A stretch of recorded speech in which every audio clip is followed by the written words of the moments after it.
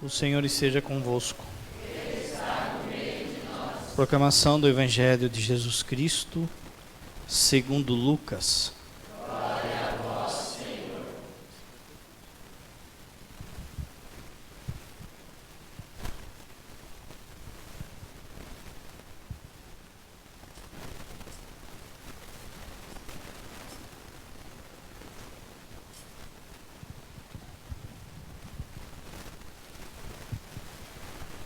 Naquele tempo, o anjo Gabriel foi enviado por Deus a uma cidade da Galiléia chamada Nazaré, a uma virgem prometida em casamento a um homem chamado José. Ele era descendente de Davi e o nome da virgem era Maria. O anjo entrou onde ela estava e disse: Alegra-te, cheia de graça, o Senhor está contigo. Maria ficou perturbada com essas palavras e começou a pensar qual seria o significado da saudação. O anjo então disse-lhe: Não tenhas medo, Maria, porque encontrastes graça diante de Deus. Eis que conceberás e darás luz a um filho, a quem porás o nome de Jesus. Ele será grande e será chamado Filho do Altíssimo, e o Senhor Deus lhe dará o trono do seu pai Davi. Ele reinará para sempre sobre os descendentes de Jacó, e o seu reino não terá fim. Maria perguntou ao anjo: Como acontecerá isso se eu não conheço homem algum? O anjo respondeu: O Espírito virá sobre ti, e o poder do Altíssimo te cobrirá com sua sombra. Por isso o menino que vai nascer será chamado Santo, Filho de Deus. Também Isabel, tua parenta, concebeu um filho na velhice. Esse já é o 6º mês daquela que era considerada estéril, porque para Deus nada é impossível. Maria então disse: Eis aqui a serva do Senhor. Faça-se em mim segundo a tua palavra. E o anjo retirou-se. Palavra da salvação. Glória a Deus, Senhor.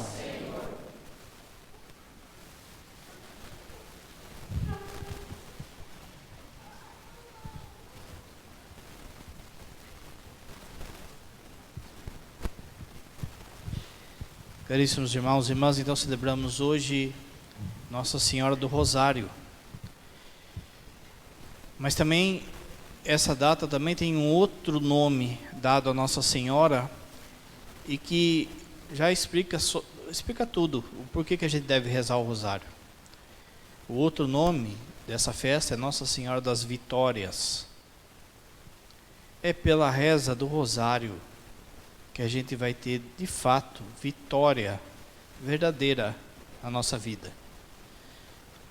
Vitória não no sentido de prosperidade, como você sabe, mas vitória de conversão das pessoas que a gente ama, vitória da própria conversão e vitória do dia em que Nossa Senhora, de fato, nos conduzir até o céu.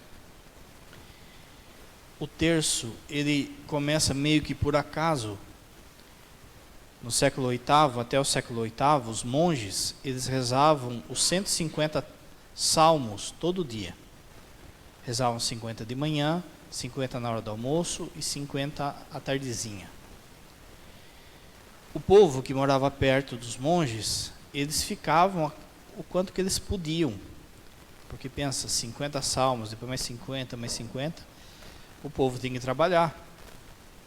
Então foi que São Beda, que é doutor da igreja, teve uma inspiração. Ele pegou um barbante e foi fazendo os nozinhos do barbante e entregando para o povo e falando assim: olha, se una a nós em oração, a nós monges em oração. Então em vez de você rezar um salmo, você reza uma Ave Maria.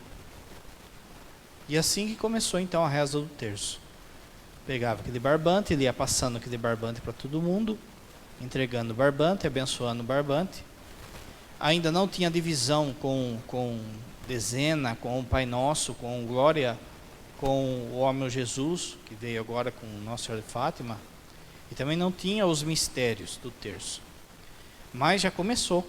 Então, eles substituíam o salmo por essa reza, por esse barbante. Então rezavam de manhã, na hora do almoço e à noite. No final do século XII, começo do século XIII, entrou na Europa uma heresia que confundiu muita gente. Aliás, no fundo é a mesma coisa. O demônio é assim, ele só muda a embalagem, mas as tentações continuam as mesmas. No começo da igreja, a igreja teve que lutar contra um negócio que chamava gnose. Na Idade Média, chamava cátaros. Agora, a igreja luta contra algo que se chama esoterismo. No fundo, as três coisas são a mesma coisa. Como o padre falou, o demônio só muda a embalagem. Dá um requinte ali, um requinte acolá, mas é algo que fica, vira e mexe, rondando. Então, na Idade Média, aparece uma turma chamada de cátaros, que espalha muita heresia na Europa, principalmente na França. Esse povo, eles achavam que era pecado casar, ter relação. Eles eram contra os sacramentos, eram contra adoração, e se diziam católicos. Só que essa turma falava bem, então impressionava muita gente. Então muita gente começou a cair nisso. Deus suscitou um homem para rebater isso, que se chama São Domingos. Quando a mãe de São Domingos ela fica grávida, Jesus aparece para ela e dá uma visão para ela que o filho dela ia ser como um cachorro, fiel a Deus, mas quando via essas heresias, quando via o mundo, latia que estremecia o mundo. São Domingos, então, ele nasce para isso, para rebater essa heresia que estava confundindo a cabeça do povo. Era um homem muito inteligente, ele vivia como São Francisco, na pobreza, mas era um homem muito inteligente. Ele funda uma ordem dos dominicanos, daí vai sair vários santos, Santa Catarina de Siena, São Tomás de Aquino, mas no começo tem pouca gente. E a ideia era justamente isso, viver na pobreza e defender a fé. E esse homem, São Domingos, é um dos grandes pregadores que a igreja teve. Tanto que a ordem dele é chamada de Ordem dos Pregadores. Só que por mais que ele pregasse e fizesse milagre, o coração do povo era duro, porque chegava aquela outra turma e falava de dinheiro, falava de esse negócio aí de ficar rezando, adorando, não precisa, não sei o que, papapá. O povo, coração duro, não se convertia, por mais que São Domingos pregasse e pregasse bem. E fizesse milagres assim durante a pregação. Tem vários milagres dele durante a pregação. Então chega um dia que ele desanima. E ele vai até Nossa Senhora, aos pés de uma imagem de Nossa Senhora, e desanima. E fala que ele não está conseguindo. E aí Nossa Senhora aparece para ele e fala, olha, você está achando que é você que converte a turma. Você tem que lembrar que é Deus quem converte as pessoas. Então eu vou te dar um instrumento que vai ser um elo de ligação entre eu e você. E toda vez que você rezar, eu vou tocar no coração de Deus e pedir por Deus por você. Aquilo que a sua oração não alcança, eu vou alcançar.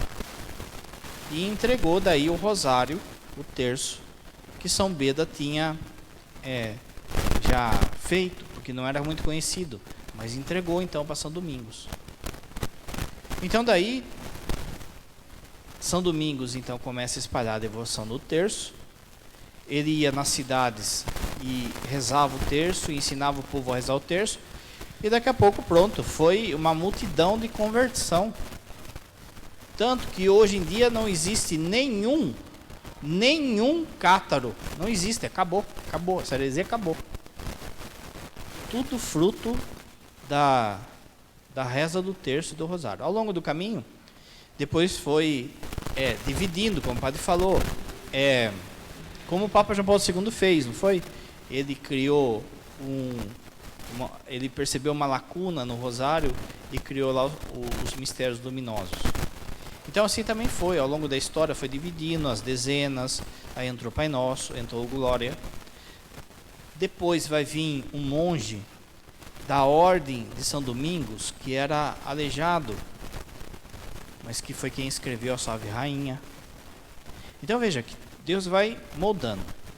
No século XVI, quem começa a invadir a Europa e matar os cristãos são os muçulmanos.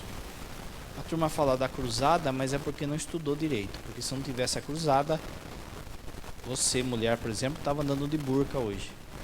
A gente veio estar rezando o rosário, a gente estava virado para Meca, para Maomé, para Alá. Precisava ter uma força de rebate. Chegou uma hora que dominou tudo. Os muçulmanos entraram pela África, lá tem um estreito de Gibraltar que chama. Eles entraram, dominaram Portugal, dominaram Espanha. E depois eles vieram por aqui, pela Turquia, tudo, e de modo que a igreja, a cristandade, o Papa ficou preso num corredor. Então, o Papa convocou alguns reis que ainda não eram fiéis à igreja, e eles foram para uma batalha naval chamada Batalha de Lepanto. Nessa batalha, eles sabiam que o exército muçulmano era muito maior e mais rico do que o exército cristão. Então o que o Papa mandou fazer? Mandou que em cada navio tivesse um padre. E todo dia se celebrasse a missa. Que mundo, né? Que mudança que a gente tem hoje. Cada navio, aliás, os portugueses, para descobrir o Brasil, também fizeram isso. Cada barco que vinha tinha um padre, pelo menos, para celebrar a missa no navio. Hoje em dia a turma acha que hoje não dá para ir na missa, aquela coisa, né? Ele celebrava a missa ali no navio, ele confessava, e o Papa mandou que eles rezassem todo dia, a turma do navio, o rosário. No dia dessa batalha, o exército cristão venceu, em menor número, com menos poder, e Nossa Senhora aparece então para esse Papa. E é daí então que esse Papa pronuncia essa festa de hoje. É por causa dessa vitória, a vitória de Lepanto. Então é dado o título de Nossa Senhora do Rosário e Nossa Senhora das Vitórias. Quando chega 300 anos depois, um outro Papa vai ficar preso por causa de Napoleão. Napoleão era uma cobra, Napoleão também domina a Europa. E Napoleão dá aquela famosa migué, sabe migué? Napoleão quer se tornar imperador. Ele é rei, mas ele quer se tornar imperador. Então ele chama o Papa para coroá-lo. Essa coroação de reis é algo que vinha desde o Antigo Testamento. Se você pegar na Idade Média, a pessoa só se tornava rei depois que o Papa o coroava. Há uma unção com óleo do crisma até hoje, guardada na oração da igreja, para coroar um rei. Então, Napoleão chamou o Papa, vem aqui, venha. Eu quero que você me coroe, e daí e tal. Quando chegou no momento da coroação, Napoleão tomou a coroa do Papa. Daqui. Tomou e colocou ele mesmo, a coroa. E mandou prender o Papa. E o Papa ficou preso ali, anos e anos. Acho que 2 ou 3 anos que ele ficou preso. E o que salvou ele, o que livrou ele? Nossa Senhora do Rosário. No dia de Nossa Senhora do Rosário, há uma libertação, então, desse Papa. E, a partir disso, então, ele manda que essa festa de Nossa Senhora do Rosário seja feita em todas as igrejas, todos os anos, e é por isso que a gente está celebrando essa festa. Então, veja, que rezar o Rosário tem muito a ver com a nossa conversão, a nossa vitória para com Deus. O mundo está do jeito que está porque a gente não escutou Nossa Senhora das Vitórias em Fátima. Não escutou Nossa Senhora em Fátima. Como que a gente deve vencer o mundo do jeito que estava em Fátima? Que Nossa Senhora aparece em Fátima, a turma fica preocupada com o terceiro segredo. mas esquece do que ela pediu. Ela pediu para que a gente rezasse o terço todos os dias em família. E lá ela vai dizer, se vocês não rezarem os terços, o rosário em família todos os dias, vai vir uma guerra pior do que essa. Eles estavam na Primeira Guerra Mundial e veio a Segunda Guerra pior.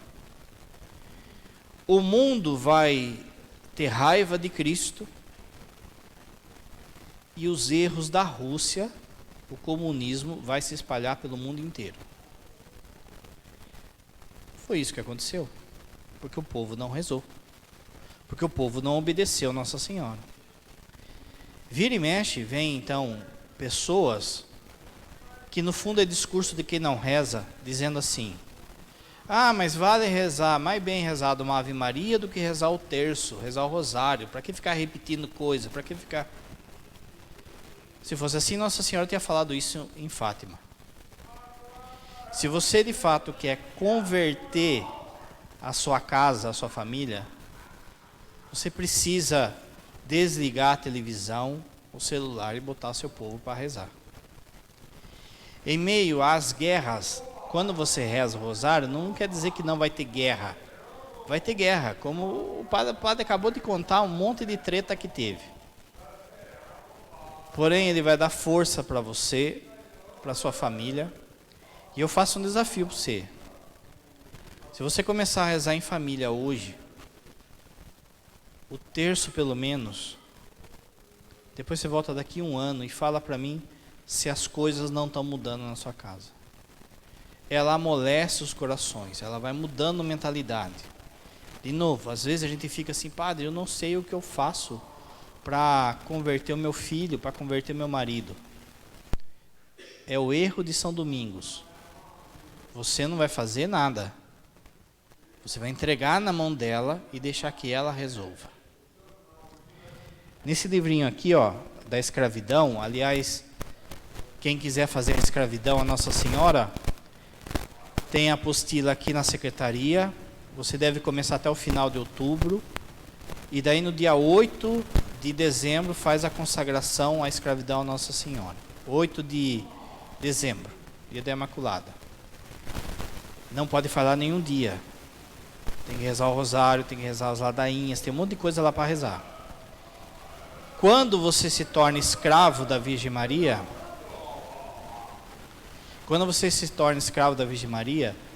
todos os méritos que você tem passam para ela e ela distribui para quem mais precisa. Então, a partir desse livrinho aqui, ó, Tratado da Verdadeira Devoção à Virgem Maria, é bom também quem não conhece ler e fazer essa escravidão à Virgem Maria. O padre estava falando que a gente precisa montar esses dias, que a gente precisa montar um tipo de exército de São Miguel e de Nossa Senhora. Você vai lembrar que no Apocalipse capítulo 12, esses são os 2 instrumentos que Deus dá para os finais dos tempos. São Miguel e Nossa Senhora. E é por isso que você não pode se cansar de ser mariano. Pensa assim, hoje, por exemplo, o dia de hoje, com a graça de Deus, o dia inteiro estava cheio de gente rezando o rosário. O padre já falou, quando eu fui nomeado para vir para cá, alguns padres vieram falar para mim, você vai ver lá, o povo não vai na missa, o povo não reza lá, o povo não vai. Será? Eu não sei não, gente, se a nossa igreja é pequena, mas eu não sei não se aqui em Itu, hoje, tem missa por aí com mais gente que a nossa. Não sei se tinha tanto de gente rezando o rosário que nem teve aqui hoje. O povo quer ser católico, é preciso que os padres entendam isso e dê a fé católica para o povo. O único horário que eu vi que ficou meio assim, mas que não faltou ninguém, foi o horário do almoço. O resto estava cheio, pelo menos do que eu vi, estava cheio. Pensa assim, quando você viu aí, olha o exemplo aí, o exemplo prático que Nossa Senhora mandou. A gente está aqui falando das coisas de Deus, aquela coisa, de repente vem um som que atrapalha, que incomoda. Você às vezes está dormindo lá, está descansando, e de repente a criançada começa a fazer barulho. Você acorda irritado, né? Às vezes também você escuta alguns sons, que nem som de fábrica, ou algum barulho que incomoda, o microfone, aquela coisa toda, que você já, conforme for o barulho, você até vaza, até sair de perto. Esse povo rezando o terço hoje aqui, fez isso com o demônio. O demônio não suporta ver esse povo todo rezando para Nossa Senhora. E é por isso que ele vaza, que ele não aguenta. O ouvido dele não aguenta e ele vaza. Então é por isso que você precisa rezar em casa, na sua família, o terço, pelo menos o terço, né? Nesse livrinho, só que ele vai falar o seguinte, que a gente tem que tomar cuidado às vezes com a falsa devoção a Nossa Senhora. Então ele vai falar assim dos falsos devotos. Qual é o primeiro tipo de falso devoto que existe? O devoto crítico. Não é só o cara que critica tudo, sabe? Que nada tá bom, isso aí também, né? Que não dá para ser devoto de Nossa Senhora, uma pessoa que critica tudo. No fundo esconde um orgulho aí quem fica criticando. É interessante que as faculdades, elas escolheram hoje uma linha de filosofia e de pedagogia que é a escola de crítica, a escola de Frankfurt, que é no fundo do capiroto mesmo, do sem sombra. Mas veja, não é só criticar. Toma cuidado, você fica criticando todas as coisas. Mas aqui também ele fala o seguinte, daquelas pessoas que vêm com aquela historinha assim, viu, mas vai ficar rezando para Nossa Senhora? Em vez de rezar para Jesus, reza direito para Jesus. Como se Nossa Senhora roubasse o posto de Jesus. Ou como se Jesus ficasse com inveja ou com ciúme da gente estar rezando para Nossa Senhora. O Papa João Paulo II escreveu um documento chamado Rosário da Virgem Maria, que vale a pena você ler. É fininho, vale a pena. E ele vai falar o quê? No centro de cada Ave Maria está o nome Jesus. Isso significa então que ela aponta para a pessoa de Jesus. Não tenha medo então de achar que, porque eu estou rezando para Nossa Senhora, Jesus está ficando de lado. Ela está apontando para Ele. O segundo tipo de falso devoto é o devoto escrupuloso. O escrupuloso, gente, o que é? É o cara que é um orgulhoso escondido. Ele começa a achar pecado em tudo. Ele não consegue ter liberdade. Esses dias o padre viu um outro padre falando o seguinte: como você sabe, de sexta-feira a igreja convida você a fazer abstinência de carne, toda sexta-feira. Mas se você vai comer carne, por exemplo, serviu lá no seu serviço, você vai numa festa, você vai comer carne, o que você faz? Você substitui por uma penitência. Aí pode. Então você pode substituir por um terço, por um jejum, por pela missa. Então, um dia que nem hoje, sei lá, vai ter um churrasco, uma confraternização da firma, não tem como eu escapar, então eu vou comer carne normal. Só que eu vou substituir por uma penitência que não precisa ninguém saber. Não vou comer sobremesa ali, não vou. Ou eu vou na missa à noite, ou vou rezar uma dezena a mais, ou vou. O que é o escrupuloso? O escrupuloso é um cara que fica caçando carne para todo lado, que ele não pode nem sentir o cheiro de salgadinho, sabe aqueles? É uma chips de bacon, porque daí já acho que ele pecou. Esse é o escrupuloso, ele exagera. Então esse padre falava de um cara que escreveu para ele, ó o naipe, que o cara tinha comido carne na quinta-feira à noite. E daí, na sexta-feira, ele percebeu que ficou no vão do dente dele um pedaço. E aí ele engoliu, e aí ele queria confessar. Veja, primeiro, a primeira coisa que o padre falou?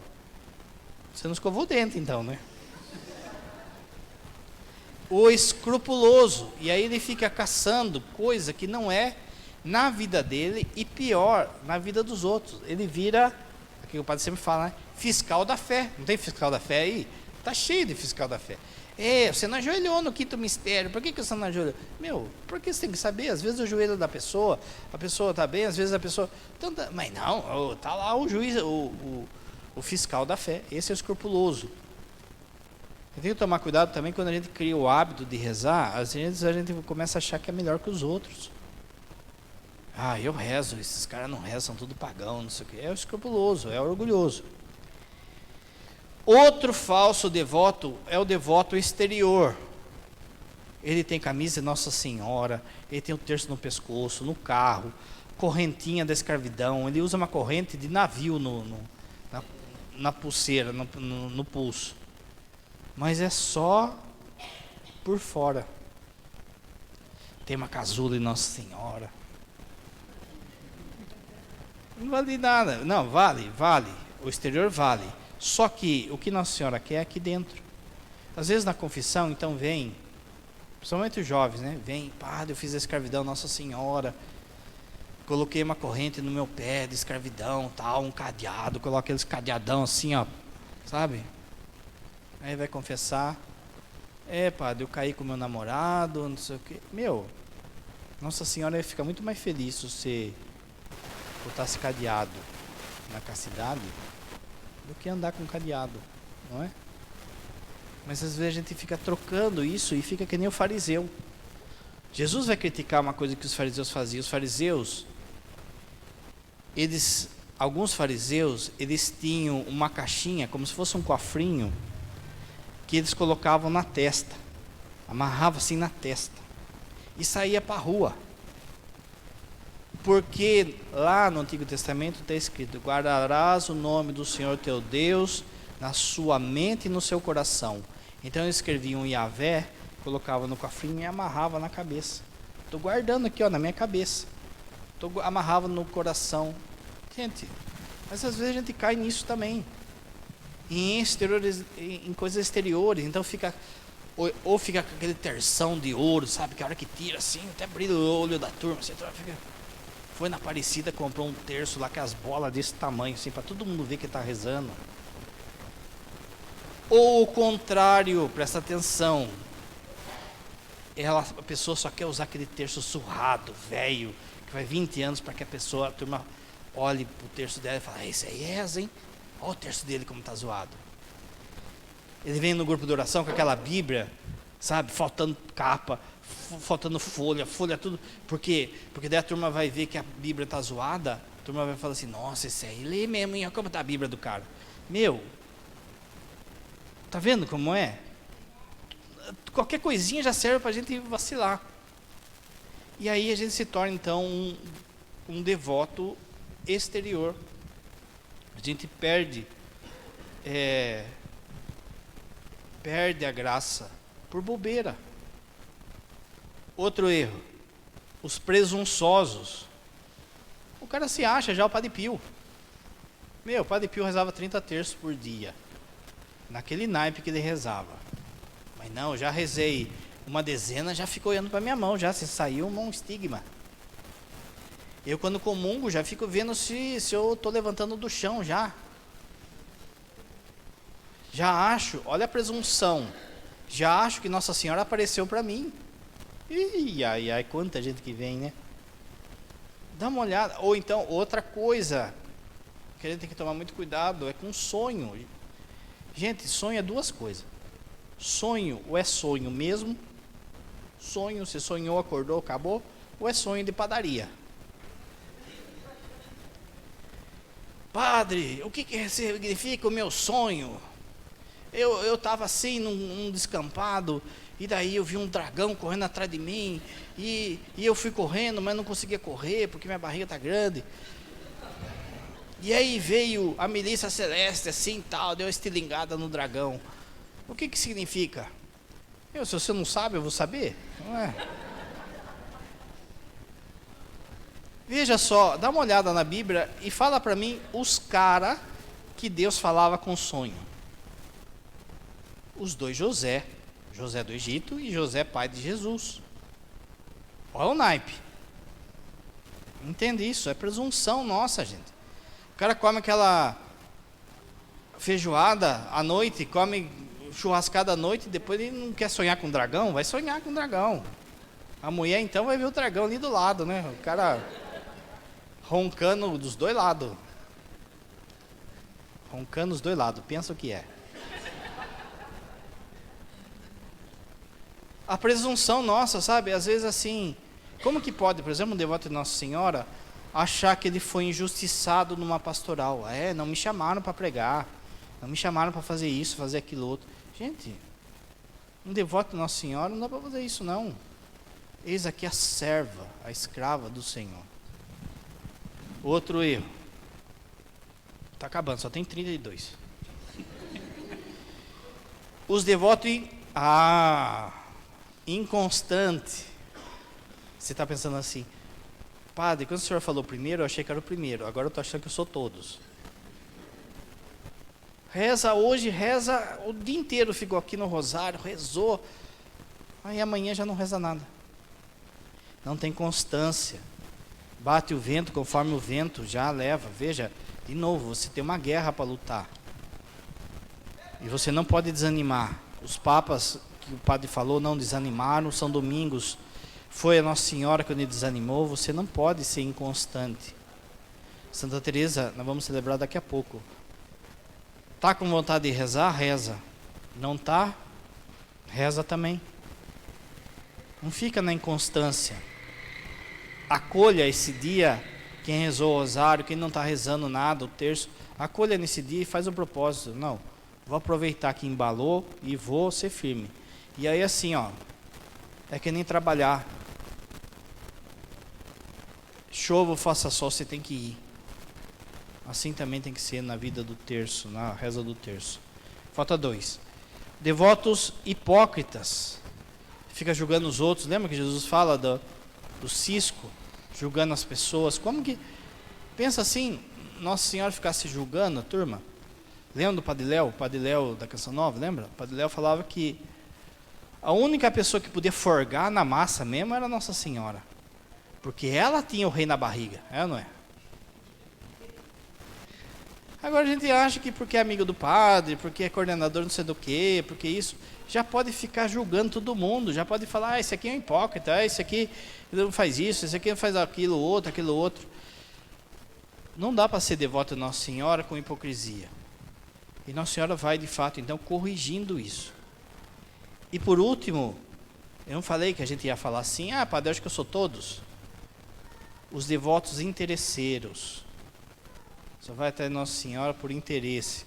Na hora que fica doente, reza, volta a rezar. Na hora que precisa do emprego, volta a rezar. Na hora que precisa de algo, volta a rezar. Constância na oração a gente necessita.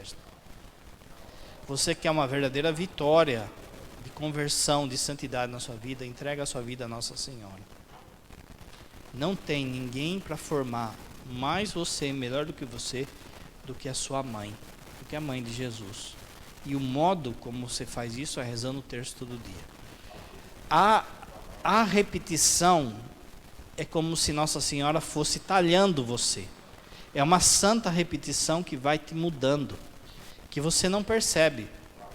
É como fazer uma horta. Você vai fazer a horta, você dá 30, 40, 50 enxadadas no mesmo lugar. Aí você planta e você não vê crescendo. Mas a hora que você vê, está lá. É isso que Nossa Senhora faz com o terço. É uma vitória silenciosa, mas eficaz e permanente. O padre falou, aliás, falei no dia que eu fiquei doente, que eu era fruto do terço dos meus pais. É de ver os meus pais rezando o terço que eu me tornei padre. E se você perguntar também para a maior parte dos padres, eles vão falar mais ou menos isso. Quer converter a sua família, então reza o terço em família. Aliás, dá indulgência plenária também rezar o terço em família. Em pé.